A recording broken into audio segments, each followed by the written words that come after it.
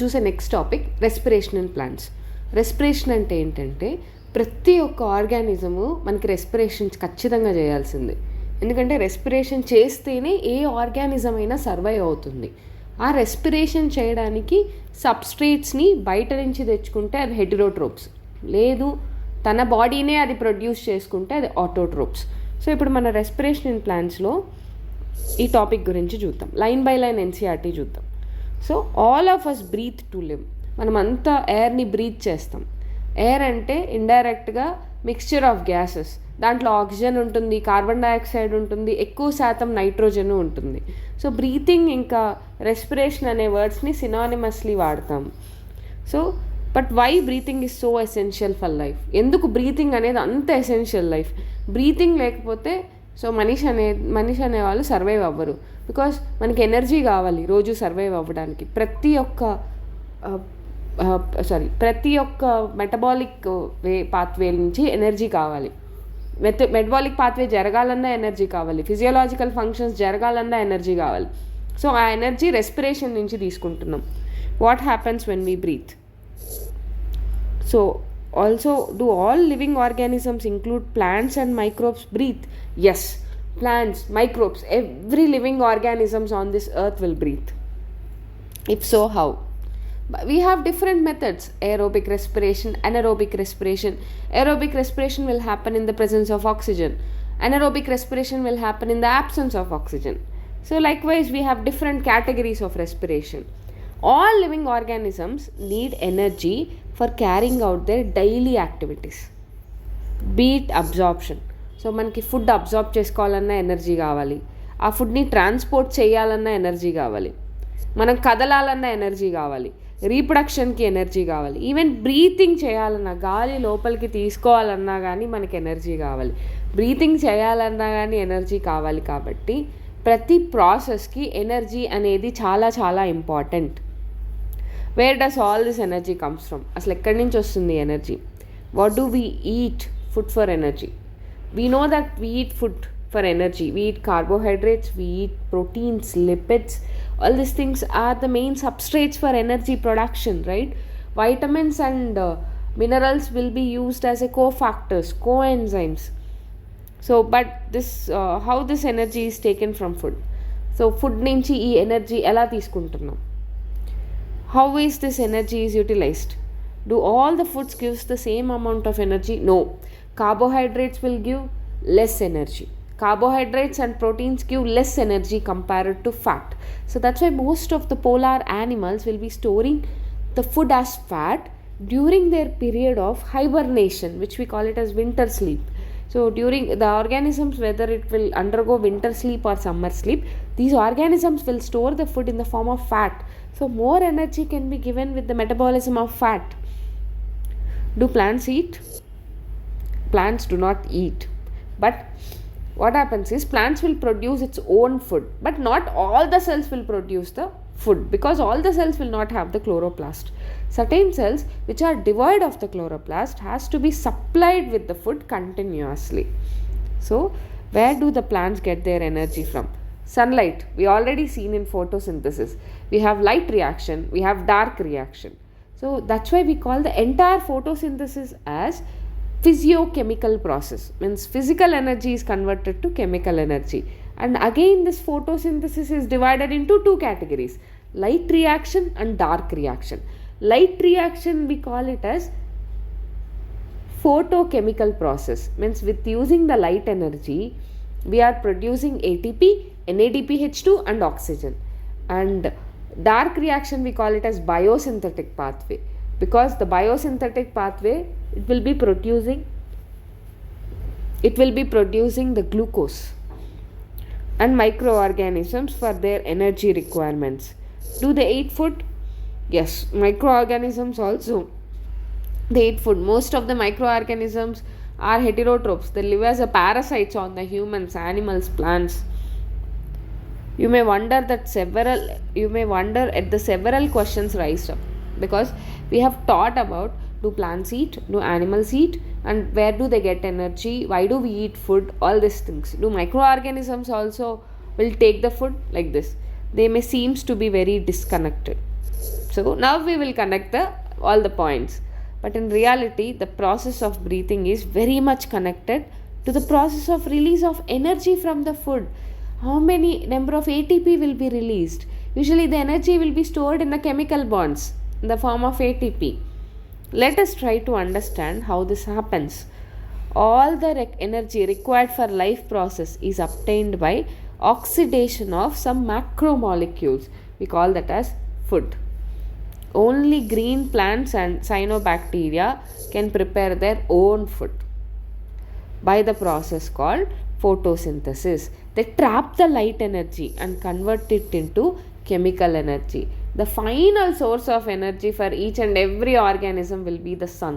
That's why in many of the countries, the sun will be worshipped as a god. Yes, in the reality, the sun is the god to worship. So that is stored in the bonds of carbohydrates like glucose, sucrose and starch. Right? So these are the things that is being produced, stored and utilized.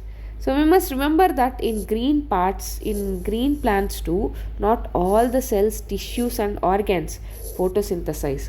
Only cells containing chloroplast, that is most often located in the superficial areas, carry out the photosynthesis. Hence, even in green plants, all other organs, tissues and cells that are non-green needs food for oxidation, right? Hence, food has to be translocated to all non-green parts. Animals are heterotrophic, that is, they obtain food from plants directly. Or indirectly, which is carnivores. Herbivores will get food directly. Saprophytes like fungi are dependent on dead and decaying matter. What is important to recognize is that ultimately all the food that is required for life process comes from photosynthesis. This chapter deals with cellular respiration or the mechanism of breakdown of food materials within the cell to release energy and trapping this energy for synthesizing the food. So actually we are breaking the bonds. With breaking the bonds, we are getting the energy for the synthesis of ATP. So now the energy that is being stored in the form of ATP. And photosynthesis of course takes place within the chloroplast in the eukaryotes. Whereas the breakdown of complex molecules to yield energy will take place in cytoplasm, glycolysis, and in mitochondria, aerobic respiration, or we call it as oxidative phosphorylation, or also only in eukaryotes. The breaking of carbon bonds of a complex carbohydrates through oxidation within the cell. Through oxidation process leading to release of considerable. By breaking the bond, మనం bond break చేయడం వల్ల energy అనే దాన్ని release చేస్తున్నాం. ఆ energy దాన్నే మనం respiration అని పిలుస్తున్నాం. Okay, compounds that are oxidized during this process, ఏవైతే ఆక్సిడైజ్ అవుతాయో వాటిని రెస్పిరేటరీ సబ్స్ట్రేట్స్ అంటాం. యూజువల్లీ కార్బోహైడ్రేట్స్ అనేవి ఆక్సిడైజ్ టు రిలీజ్ ఎనర్జీని రిలీజ్ చేయడానికి అవి ఆక్సిడైజ్ అవుతాయి. ఆక్సిడైజ్ అంటే ఏంటి? రిమూవల్ ఆఫ్ ఎలక్ట్రాన్స్ లేదా adding of oxygen. But proteins, fats, even organic acids ఇవి కూడా రెస్పిరేటరీ సబ్స్ట్రేట్స్గా వాడతారు కొన్ని ప్లాంట్స్లో. మీకు ఆర్గానిక్ యాసిడ్ ఆక్సిడైజ్ అయితే చాలా ఎనర్జీ రిలీజ్ అవుద్ది. ఫ్యాట్స్తో కంపేర్ చేసుకుంటే ఆర్గానిక్ యాసిడ్కి ఎక్కువ ఎనర్జీ రిలీజ్ అవుతుంది అన్నమాట. So under certain conditions, oxidation process within the cell, all the energy contained in respiratory substrates are not released free into the cell. So oxidation సెల్లో జరిగిన తర్వాత energy మొత్తం ఫ్రీగా సెల్లో రిలీజ్ అవ్వదు. ఒక స్టెప్లో జరిగే ప్రాసెస్ కాదు ఇది. స్లోగా ఒక సిరీస్ ఆఫ్ స్టెప్స్ జరుగుతూ ఉంటాయి. ఇవన్నీ ఎంజైమాటిక్ కంట్రోల్లోనే ఉంటుంది. అండ్ ఆ రిలీజ్ అయిన ఎనర్జీ అంతా కూడా కెమికల్ ఎనర్జీగా ఏటీపీలో స్టోర్ అయి ఉంటుంది. కాబట్టి మనం అండర్స్టాండ్ చేసుకోవాల్సిన పాయింట్ ఏంటంటే energy released by oxidation in respiration. So oxidation చేసినందువల్ల రిలీజ్ అయిన energy cannot be directly not use it డైరెక్ట్గా వాడలేం. It is used to synthesis of ATP. Release అయిన ఎనర్జీని మనం డైరెక్ట్గా వాడలేము, అది ఏటీపీ సింథసైజ్ చేయడానికి ఉపయోగపడుతుంది. సో దాని తర్వాత మనకి ఎప్పుడు కావాలో అప్పుడు, so which is break down whenever or wherever energy need to be utilised. Hence ATP acts as an energy currency of the cells. మనకి వచ్చిన డబ్బులు, ఫర్ ఎగ్జాంపుల్ మనకు ఒక అమౌంట్ వస్తే అమౌంట్ మొత్తం ఎట్ ఏ టైం వాడలేం, దాన్ని store చేసి పెట్టుకుంటాం. సో కాబట్టి ఏటీపీగా స్టోర్ చేసి పెట్టుకుంటాం. ఆ ఏటీపీనే మనకి ఎనర్జీ కరెన్సీ అని చెప్తాం అన్నమాట. ఈ ఎనర్జీని ఏటీపీలో ట్రాప్ అయ్యి is utilised in various energy requiring process of organisms. So various energy requirement ప్రాసెస్లో వాడతాం దీన్ని. And the carbon skeleton produced during respiration అనేది ప్రీకర్సర్గా వాడతాం. దేనికంటే బయోసింథసిస్ ఆఫ్ అదర్ మాలిక్యూల్స్, వేరే మాలిక్యూల్స్ని బయోసింథసైజ్ చేయడానికి కూడా ఈ కార్బన్ స్కెలిటన్ని మనం వాడతాం అన్నమాట. For example alpha ketoglutaric acid, so మనం దీన్ని అమినో యాసిడ్ సింథసిస్కి వాడతాం. అలానే అసిటైల్ కోఏ, దీన్ని ఫ్యాటీ యాసిడ్ సింథసిస్కి వాడతాం. సో ఈ కార్బన్ స్కెలిటన్ని వేరే ప్రొడక్షన్కి కూడా వాడతాం కదా, అంటే బోత్ క్యాటబాలిజము చేస్తున్నాం, at the same time anabolism చేస్తున్నాం. Do plants breathe? Well, the answer to this question is not quite so direct. Plants also will breathe. Yes, plants require oxygen for respiration. Plants కూడా breathe అవుతుంది, plants కూడా మనకి oxygen కావాలి అవి బతకాలంటే. They also get out carbon dioxide. So అవి కూడా కార్బన్ డైఆక్సైడ్ని రిలీజ్ చేస్తాయి, అవి కూడా ఆక్సిజన్ని వాడుకుంటాయి. Hence plants have systems in places that ensure the availability of oxygen. So కొన్ని దగ్గర ప్లేసెస్ ఉన్నాయి, దానికి ఆక్సిజన్ ఈజీగా అవైలబుల్ అవుతుంది, ఎందుకంటే ఫోటోసింథసిస్ జరుగుతుంది కాబట్టి అక్కడ అవైలబుల్ అయిన ఆక్సిజన్నే అది కార్బన్ డైఆక్సైడ్, అది ఆక్సిడేషన్ ఆఫ్ కార్బోహైడ్రేట్స్కి వాడుకొని మళ్ళీ కార్బన్ డైఆక్సైడ్ని ప్రొడ్యూస్ చేస్తుంది. ఆ కార్బన్ డైఆక్సైడ్ని ఫోటోసింథసిస్ వాడుకోవచ్చు, అక్కడక్కడే అవి రీసైకిల్ చేసుకోవచ్చు. ప్లాంట్స్ ఎనిమల్స్ లాగా కాకుండా స్పెషలైజ్డ్ ఆర్గాన్స్ ఏం లేవు గ్యాషియస్ ఎక్స్చేంజ్కి, but they have stomata and lenticels for this purpose. Secondary growth అయిపోతే లెంటిసెల్స్, సెకండరీ గ్రోత్ అవ్వకముందు మెయిన్గా స్టొమాటానే. There are several reasons why plants can get along without respiratory organs. చాలా రీజన్స్ ఉన్నాయి వాటికి, ఎందుకు ప్లాంట్స్కి రెస్పిరేటరీ ఆర్గాన్స్ లేవు అంటే ఎంటైర్ బాడీని డిఫ్యూషన్ కంటెంట్గా అది వాడుకోవచ్చు. First, each plant takes care of its own gaseous exchange needs. వాటికి అవే టేక్ కేర్ చేసుకుంటాయి. So very little transport of gases from one part to another part కావాల్సి వస్తుంది. అండ్ సెకండ్లీ ఏంటంటే plant do not represent the greater demand for gaseous exchange, ఎందుకంటే plants కదలవు కాబట్టి. So roots, stems, leaves ఇవన్నీ respire అవుతాయి, lower than animals to. So only during photosynthesis చాలా larger volumes of gases అనేవి exchange అవుతాయి. So ఒక్కొక్క leaf దానికి తగ్గట్టు అడాప్ట్ అయ్యి సో వాటి ఓన్ నీడ్స్ కోసం కేర్ తీసుకుంటుంది. When cells photosynthesize, availability of O2 is not a problem. Oxygen availability అనేది దానికి అసలు ప్రాబ్లమే కాదు in these cells, since O2 is released with in the cells. Thirdly, distance that gases must diffuse even in larger, bulky plants is not great. So each living cell in the plant is located quite close to the surface of the plant. So this is true for leaves, you may ask, but what do you think woody stems and roots? So మనకి పెద్ద పెద్ద ఆకుల్లో వాటిల్లో surface మీదే ఉంటుంది కాబట్టి ఈజీగా exchange of gases takes place అవుతాయి. పెద్ద పెద్ద ట్రంక్స్కి, వుడ్డీ స్టెమ్స్కి ఎలా అంటే మనకి డిఫ్యూషన్ మెథడ్నే అవి ఎంచుకుంటాయి అన్నమాట. The living cells are organized in thin layers inside or beneath the bark. So వీటికి ఒక ఓపెనింగ్ కూడా ఉంది, అదే lenticels. So cells into the interior are dead and provide only mechanical support. So most of the plant cells at least a part of the surface is in contact with air. ఖచ్చితంగా most of the plants ఎయిర్తో contact అయ్యేలానే ఉంటాయన్నమాట. This is also facilitated by loosely packing of parenchyma in the leaves, stems and roots, which provide an interconnected network for air spaces.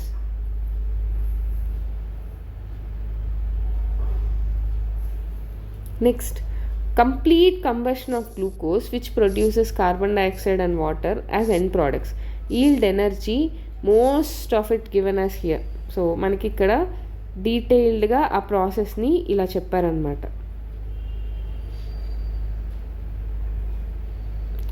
C6H12O6 plus 6O2 gives rise to 6CO2, 6H2O and energy. So ఈ O2 అనేది ఏమవుతుంది అంటే మనకి water ఫార్మేషన్కి help అవుతుంది. ఫైనల్గా ఈ water అనేది reduce అయ్యి మనకి ఆక్సిజన్ అనేది రెడ్యూస్ అయ్యి వాటర్ అవుతుంది. కార్బన్ డైఆక్సైడ్ అని ఇక్కడ ఇది ఆక్సిడైజ్ అవుతుంది, ఇది రెడ్యూస్ అవుతుంది.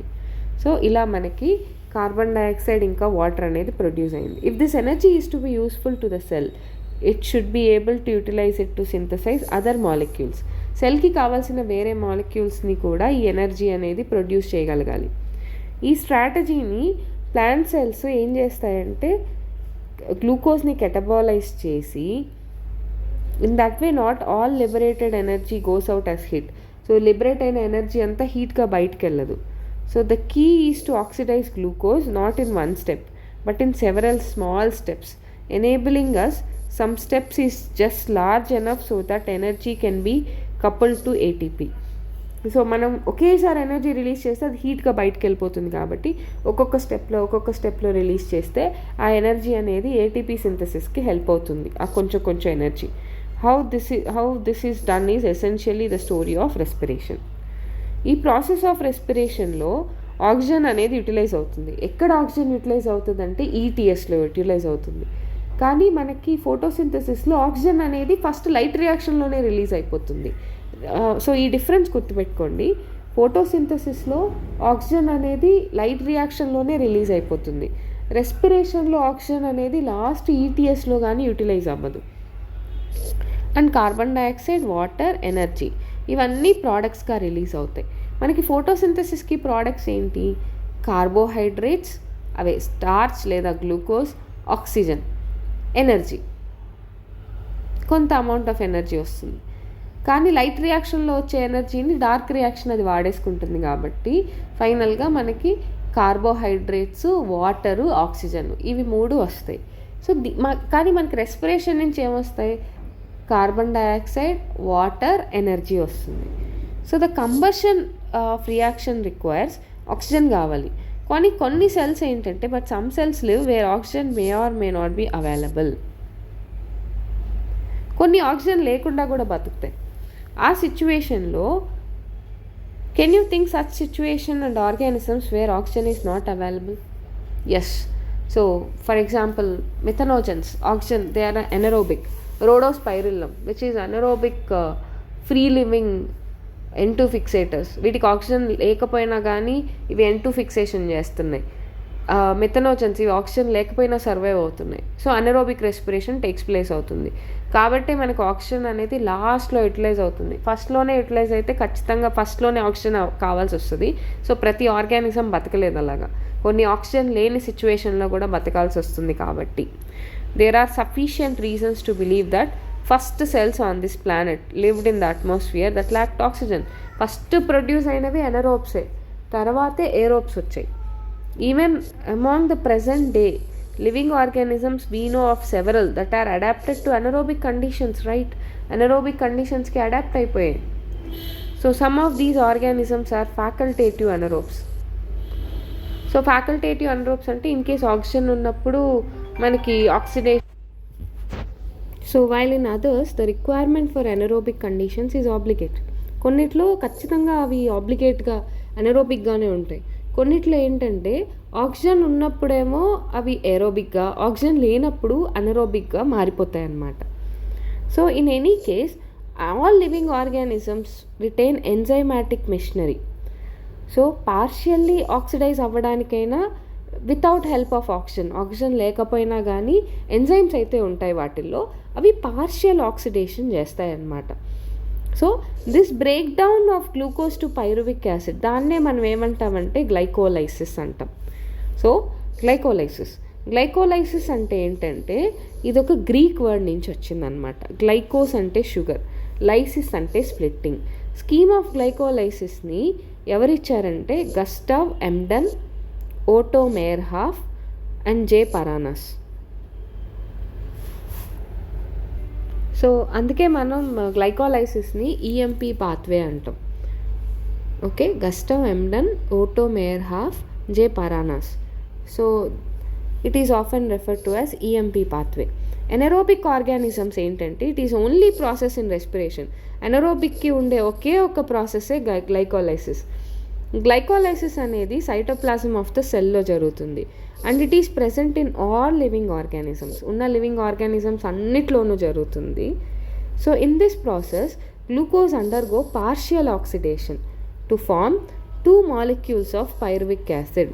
2 molecules ఆఫ్ పైరువిక్ యాసిడ్ని ఫామ్ చేస్తుంది.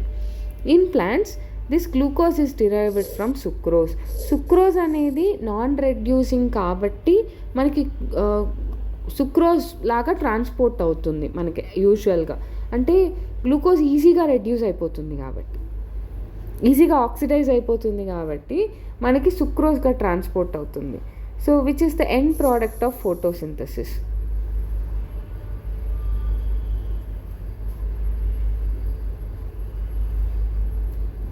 So or from storage of carbohydrate, starch నుంచి అయినా. సుక్రోజ్ అనేది గ్లూకోజ్ గాను లేకపోతే ఫ్రక్టోస్ గాను కన్వర్ట్ చేస్తాం. ఏ ఎంజైమ్ అంటే ఇన్వర్టేజ్ అనే ఎంజైమ్ యాడ్ చేసి గ్లూకోజ్ ఇంకా sucrose is converted to glucose and fructose by the enzyme invertase.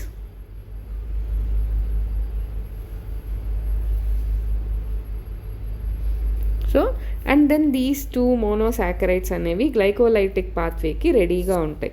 Glucose ఇంకా ఫ్రక్టోజ్ అనేది ఫాస్ఫోరైలేట్ చేస్తాం. ఎలా అంటే గ్లూకోజ్ 6-ఫాస్ఫేట్గా by the activity of the enzyme call hexokinase. ఇక్కడ మనకు ఒక ఎంజైమ్ వస్తుంది, అదే హెక్సోకైనేస్.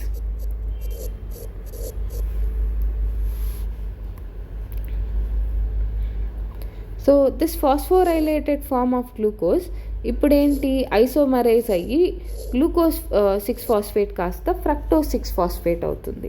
దీనికి ఐసోమరేజ్. ఈ సబ్సిక్వెంట్ స్టెప్స్ ఆఫ్ మెటబాలిజంలో గ్లూకోజ్ అండ్ ఫ్రక్టోస్ రెండు సేమ్ అన్నమాట. గ్లూకోజ్ కానీ ఫ్రక్టోస్ కానీ same. So various steps of glycolysis ఈ పిక్చర్లో ఇచ్చారు. ఇందులో వచ్చి మనకి టోటల్గా 10 రియాక్షన్స్ జరుగుతాయి, డిఫరెంట్ ఎంజైమ్స్. సో ఫైనల్గా అయితే పైరువేట్ ప్రొడ్యూస్ అవ్వాలి గ్లూకోజ్ నుంచి. సో ఈ స్టెప్స్ చదువుకున్నప్పుడు please note utilising and synthesis of ATP అనేది మనం చూసుకోవాలి. సో ఈ కేసులో ఒక దగ్గర NADH+H+ అనేది ఫామ్ అవుతుంది. సో మనకి ఏటీపీ అనేది 2 స్టెప్స్లో యూటిలైజ్ అవుతుంది. ఫస్ట్ ఏంటంటే గ్లూకోజ్ టు గ్లూకోజ్ 6-ఫాస్ఫేట్. సెకండ్ది fructose six phosphate to fructose one six bisphosphate. ఇక్కడ 2 ఏటీపీస్ అనేది ఉపయోగపడుతుంది. ఇప్పుడు ఫ్రక్టోజ్ 1,6-బిస్ఫాస్ఫేట్ స్ప్లిట్ అయ్యి డైహైడ్రాక్సీ అసిటోన్ ఫాస్ఫేట్ లేదా గ్లిజరాల్డిహైడ్ 3-ఫాస్ఫోగ్లిజరాల్డిహైడ్.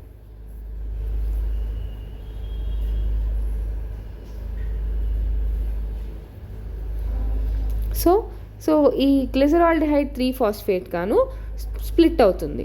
సో ఇప్పుడు ఈ స్టెప్లో వచ్చి ఇప్పుడు మనకి ఇక్కడ వచ్చి ఒక NADPH అనేది ప్రొడ్యూస్ అవుతుంది అన్నమాట.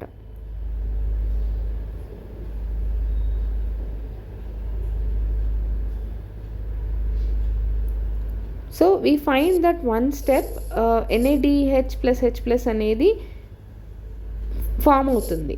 సో ఇక్కడ దిస్ ఈజ్ వెన్ 3-ఫాస్ఫోగ్లిజరాల్డిహైడ్గా కన్వర్ట్ అయినప్పుడు అన్నమాట. So to one three bisphosphoglycerate. So 2 redox equivalents అనేవి are removed in the form of 2 hydrogens. 2 hydrogen ions అనేవి తీసేసామన్నమాట from PgAl and transferred to 1 molecule to a molecule of NAD+. ఈ PgAl అనేది ఇప్పుడు oxidise అయ్యి విత్ ఇనార్గానిక్ ఫాస్ఫేట్. సో ఎలా convert అయిందంటే బిస్ఫాస్ఫోగ్లిజరిక్ యాసిడ్గా convert అయింది.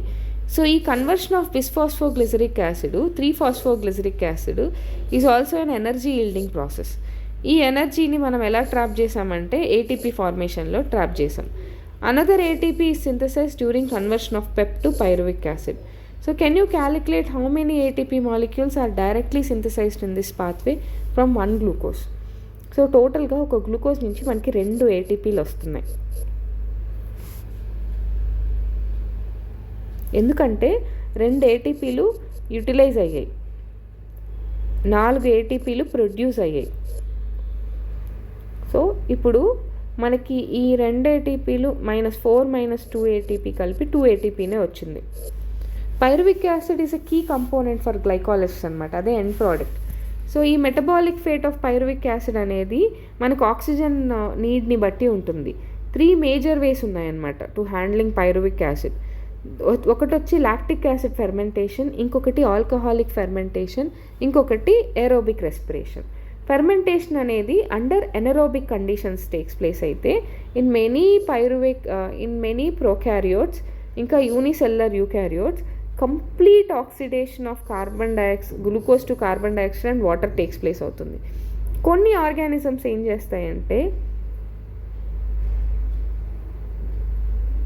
క్రబ్ సైకిల్ని అడాప్ట్ చేసుకుంటాయి, దాన్నే ఏరోబిక్ రెస్పిరేషన్ అంటాం.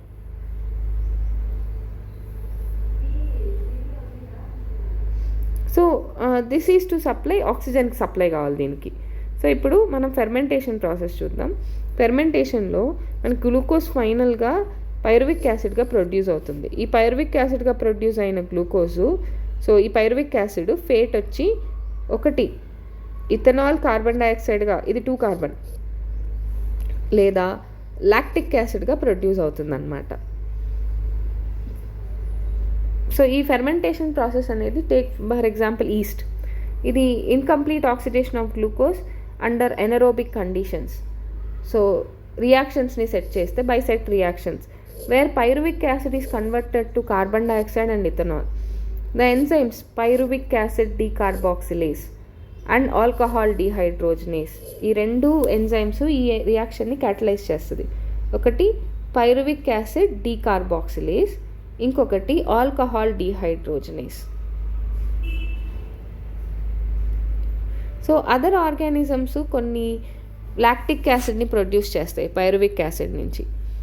సో ద స్టెప్స్ ఇన్వాల్వ్డ్ ఈ పిక్చర్లో ఇచ్చారు. యానిమల్ సెల్లో అయితే మజిల్స్లో ఎక్సర్సైజ్ చేసేటప్పుడు ఆక్సిజన్ అనేది ఇన్అడిక్వేట్గా ఉంటుంది cellular రెస్పిరేషన్కి.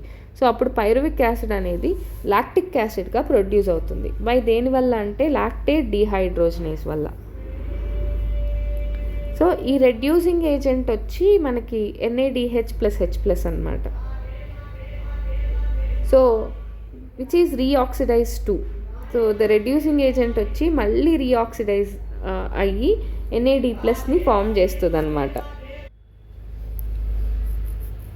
So both lactic acid ఇంకా ఆల్కహాల్ ప్రొడక్షన్ అనేది ఎంత రిలీజ్ చేస్తుందంటే జస్ట్ 2 ATPని, లెస్ దాన్ 7% ఆఫ్ ఎనర్జీ మన గ్లూకోజ్.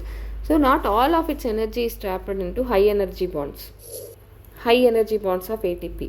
అండ్ ఈ ప్రాసెస్ అనేది చాలా హజార్డస్, ఎందుకంటే యాసిడ్ కానీ ఆల్కహాల్ కానీ ప్రొడ్యూస్ చేస్తుంది కాబట్టి. నెట్ ATP ఎంత అంటే 2 ATPనే వీటి వల్ల ప్రొడ్యూస్ అయ్యేది. ఒక మాలిక్యూల్ ఆఫ్ గ్లూకోజ్ ఫెర్మెంట్ అయితే ఆల్కహాలిక్ కానీ లాక్టిక్ యాసిడ్ కానీ మనకి 2 ATPనే ప్రొడ్యూస్ అవుతుంది. ఈస్ట్ అనేది వాటికి అదే పాయిజన్ చేసుకోగలదు. When concentration of alcohol reaches about 13%. So when then would be the maximum concentration of alcohol in beverage than the naturally fermented. So how do you think the alcoholic beverage in the alcoholic content greater than that of the concentration? ఎందుకంటే అది distillation ప్రాసెస్లో తీస్తారు కాబట్టి. Non distilled వచ్చి మనకి beer, wine. Distillation process నుంచి వచ్చేవి మిగతావి విస్కీ, రమ్, జిన్ ఇవన్నీ డిస్టిలేషన్ ప్రాసెస్ నుంచి వస్తాయి.